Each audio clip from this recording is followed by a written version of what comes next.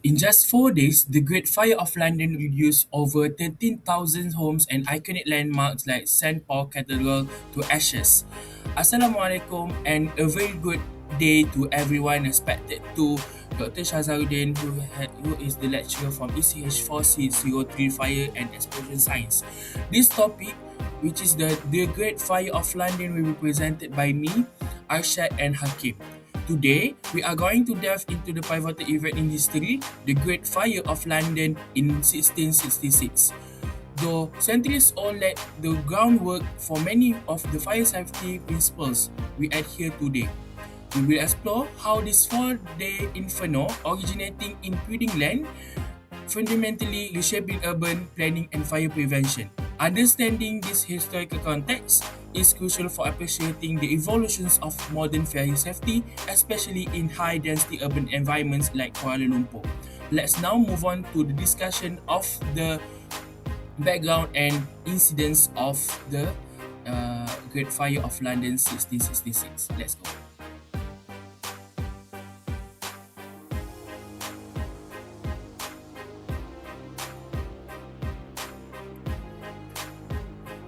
Assalamualaikum and hi, my name is Dina Hakim bin Muhammad Rizal and I will continue with part of incident description and background. To understand why this strategy was so disruptive, we must first look at the state of London in 1996. At this time, the city was so dense, overcrowded, maze of timber frame buildings. The environment just seems like the tinderbox in terms of the architecture.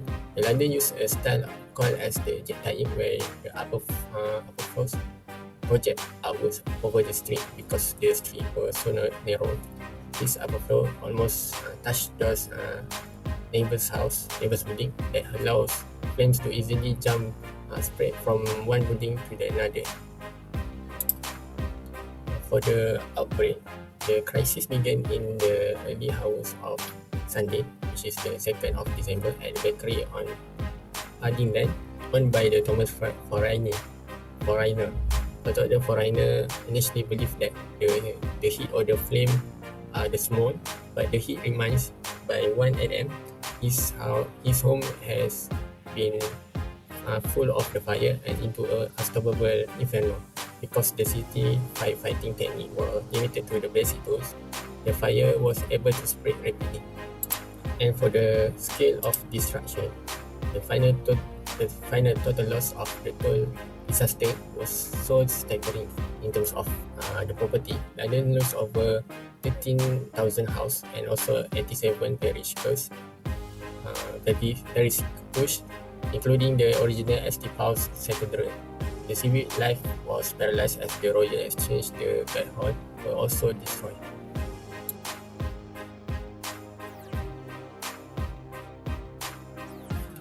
Let's go into detail about the tragedy and incident that occurred during the big fire of London. So the tragedy occurred between 2 September until 5 September. The timeline of the incident started in Sunday 2 September, which is the outbreak and the initial spread. So the disaster started at 1 a.m. on the Sunday at the King's Bakery on Pudding. By the morning, the fire reached the Thames waterfront, where it gained massive intensity by igniting the warehouse that filled with oil. And interestingly, the London was safe because of the previous fire tragedy in 1933. From the old fire had left a gap in the buildings on the London Bridge, which acted as the natural fire break that made the flame could not cross. But despite this warning, many citizens, including the famous diarist, which is the Samuel Baptist, initially underestimate the danger and simply go to the bed. So for the next day, which is the Monday, 3rd of December, the escalation and the painting of the tragedy. By the Monday morning, the situation was over 300 houses had already turned to ash. And then the King Charles II finally ordered the manual demolition of house to stop the spread. But the Lord Mayor admitted the fire was simply moving too fast to handle, so that they can overcome the issue. So the next day, which is the Thursday, 4th September, which is the turning point, the fire had reached its peak in the city, threatening the sitting street. Recognizing that the manual demolition was failing, Samuel Pepys and the Royal Navy implement a more aggressive engineering strategy, which is using the gunpowder to blow out the house. This explode the house and create massive fire breaks that finally interrupt the fuel supply. And by Wednesday, which is 5th September, aftermath tragedy, the combination of this wide fire breaks and the decrease in Y finally slowed down the fire progress. Around 4/5 to 5th of the city was gone, including over 13,000 houses and also the 87 churches. And financially, the disaster cost around £10 million. And compared to the staggering amount, which is the city around £12,000 annual income at the time, while the fire was raised in just 4 days, the legacy of the tragedy lasts much longer. It was around 30 years to fully recovery and reboot the London, and also resulting the total transition from the flammable timber to the safer brick and stone material.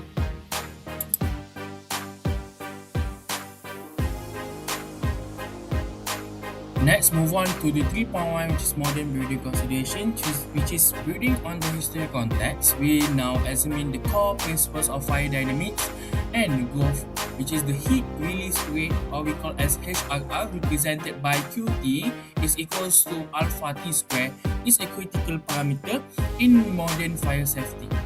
The fire growth coefficient alpha dictates how quickly a fire escalates, demanding automated suppression system in ultra-fast growth scenarios common in contemporary high-rises. This directly impacts our ability to evacuate, which is the required safe egress time, or we call as RSET.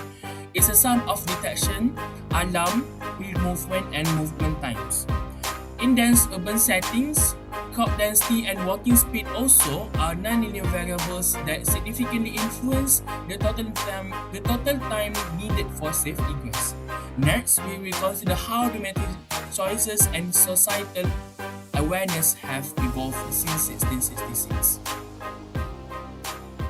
Following our discussions on fire dynamics, we now turn to the critical aspect for societal awareness and material evolutions. The concept of fire load density, which is the total combustible material in a compartment, is vital for assessing potential fire severity in modern buildings. The table clearly illustrates the stark contrast between pre-1666 construction dominated by wood and thatch and the modern era characterized by brick, stone, and steel. This shift, particularly the introduction of fire-rated barrier, is a direct response to the uncontrolled spread seen in the Great Fire.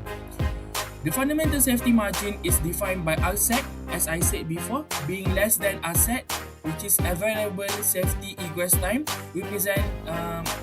determined by factors like smoke layer, height, and toxicity. And our goal is always to ensure RSET remains within this safe window.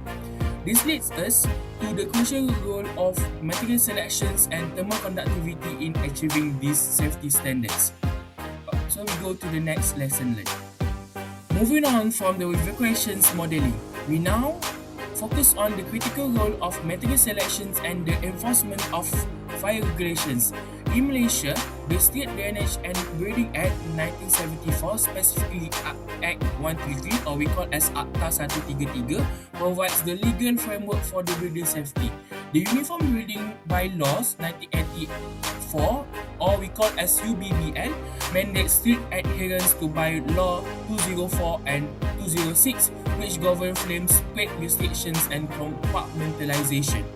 Bomber, our fire and rescue department, enforces these regulations to rigorous inspections and fire certificates with severe penalties for non-compliance.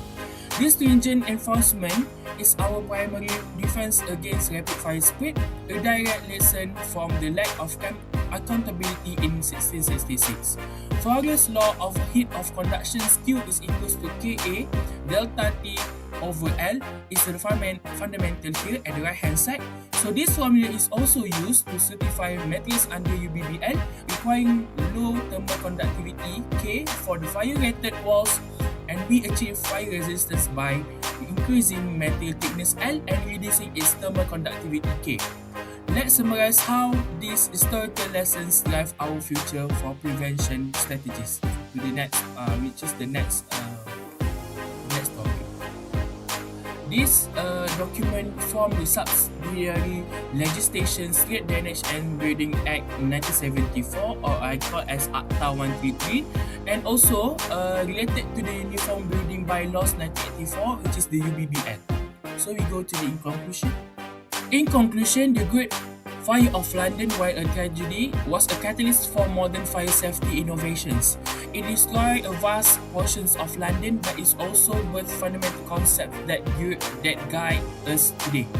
We've seen continuous improvements in evacuations modeling, ensuring asset is always less than asset in high-density buildings. Material science has advanced significantly, leading to the development of sophisticated fire barriers and low-conductivity materials. Crucially, regulatory enforcement like Malaysia's UBBL 1984 and Bomber's rigorous inspections ensures compliance and prevents similar catastrophes. Modern safety is truly built on learn from the past, ensuring a safer future for our urban environment. So we go to the future prevention measures.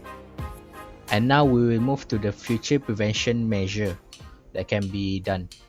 The first one is the building regulation. Why I say like that? Because the most critical problem in London in 16th century was a primarily timber frame city where houses were normally coated in pitch, which is a highly flammable resin used for waterproofing. This combination made the city exceptionally prone to ignition, particularly during a dry summer condition. And this will create a perfect storm, which is all of this combination will make the city prone to ignition. Which is the first one is timber frame structure, like I said just now, pitch coating, and lastly dry summer condition. So how can we stop this from happening? Which is make a new building regulation. This is because we need to change the building regulation to transition from highly flammable material to low flammable alternative. This mandate require all new structure to be built by brick and stone. Why brick and stone? Because brick and stone will resist ignition rather than fueling it in case of fire outbreak. So we can set the building regulation and make the pitch, thatch, and chemical accelerator as a prohibited item. This is because pitch will cause which pitch is a highly flammable waterproofing resin. Thatch is a combustible roofing material, and chemical accelerator, which is a flammable additive. So this will create a structural integrity as a fire barrier. And by building a building a house from brick and stone, it can ensure that even if fire starts in a single shop, the structural integrity of neighboring building act as a barrier to the fire progress rather than bridge for its spread. Now we'll move to the second.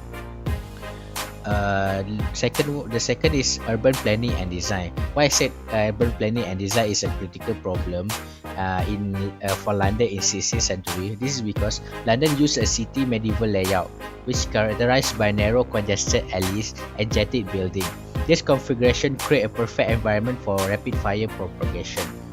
Narrow congested alleys with limited escape routes and firefighter access. Jetted building, which is an overhanging upper floor, allowed the flame to leap across a street. Lastly, fine tunnel effect.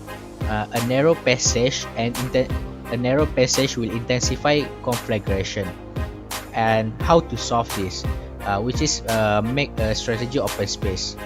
By implementing these strategies, for future city planning, the risk of fire spreading can be significantly reduced. This city plan must prioritize the transition from narrow alleys to wide alleys and large square. As you can see at the map for Rand plan for the new city, it have a square instead of the narrow passage. Now we move to the third part, which is a modernization of water infrastructure and firefighting equipment. As you know, people in 16th century only use a leather bucket as their firefighting equipment. This shown that even the most courageous firefighters' efforts are useless without a reliable infrastructure. And this also a critical turning point, and it's also a critical turning point when the destruction of water wheel at the London Bridge, which cut off the city mains water supply. And firefighting equipment in 16th century is a leather bucket and handheld fire squirts. So how can we solve this? Which is we need more advanced machinery such as a high capacity metal pump and fire hydrant. And we also need a continuous innovation in three main parts, which is to protect water infrastructure, modern high-tech intervention tools, and we need to involve public safety protocol.